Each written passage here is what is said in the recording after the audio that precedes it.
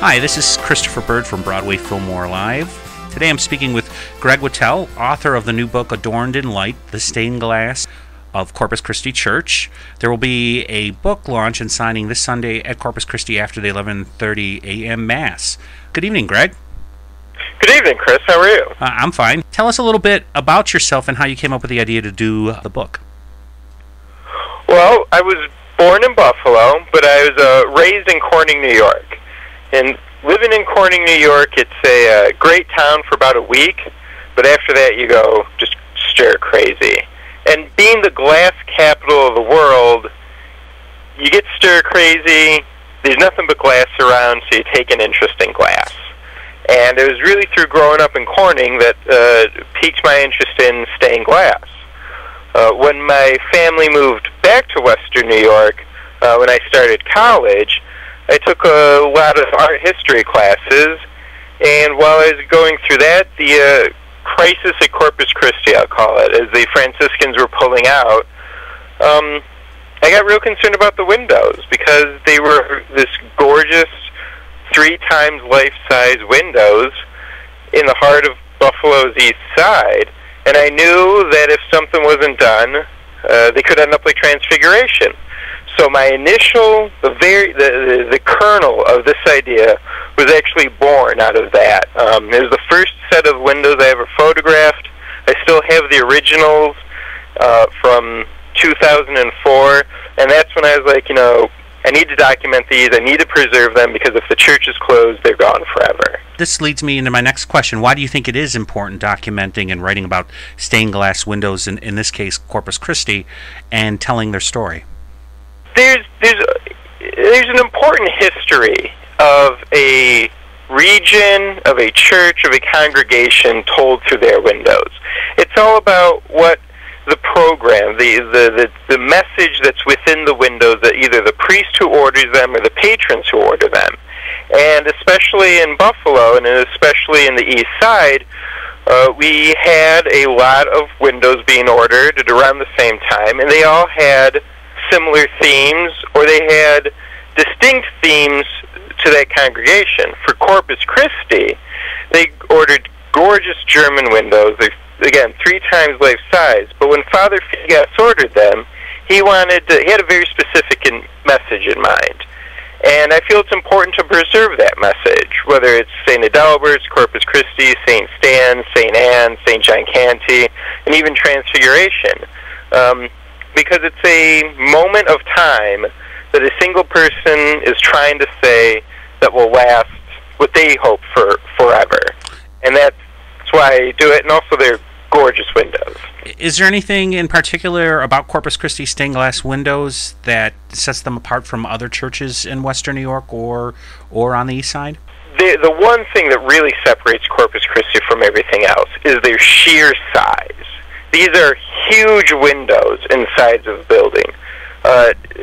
St. Adalbert's, they're all made by the same company. St. Stan's, St. Adalbert's, Corpus Christi are all imported from Germany, as are St. Anne's and many other of the Catholic churches in Western New York. What company, if you don't mind me asking?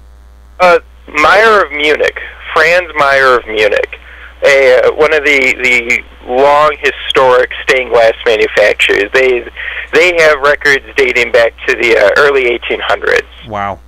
But that's Corpus Christi. It's just the sheer size. I've rarely seen any windows anywhere else in the world that really stand up to the size of the panels of Corpus Christi, especially considering they're coming from the 1920s. They're these big mural designs. If you see large windows, usually they have a little more modern aspect to them, and they're held in place by cement, or they're older windows and they're not as wide, but they're tall. And the windows at Corpus, they're just huge. Is there any one of the stained glass windows at Corpus Christi that sticks out to you and that you personally like? My favorite window there is the espousal of Mary and Joseph. I like it because it's a story that doesn't come from the Bible. It comes from the apocryphal stories, the stories that didn't quite make it into the final edition of the Bible. And in the story, Joseph well, the Virgin Mary is leaving the temple. She's old enough to get married, and all the men in the village are supposed to come and bring their staff, and the priest will select somebody to marry the Virgin. And all the young men put their staffs in, but the elderly Joseph is like, I'm too old to have a wife, I'm going to hold back. And from his staff, a lily blooms, a flower.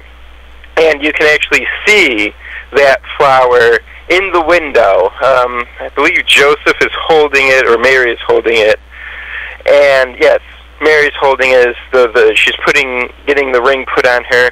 And in the background, you can see all the young, frustrated men breaking their staves as the elderly Joseph marries the beautiful young virgin. I love the stories that aren't in the Bible, because they're important to Christianity. And, you know, everybody knows the Bible stories. Well, and one of the important features with stained glass windows, I believe their original intent were to teach people, or aid in teaching people the stories in the Bible, right?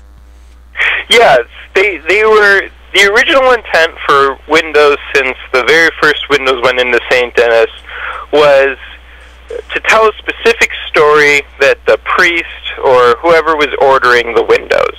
When Father Figas was ordering the windows, he was trying to highlight important Franciscan ideals.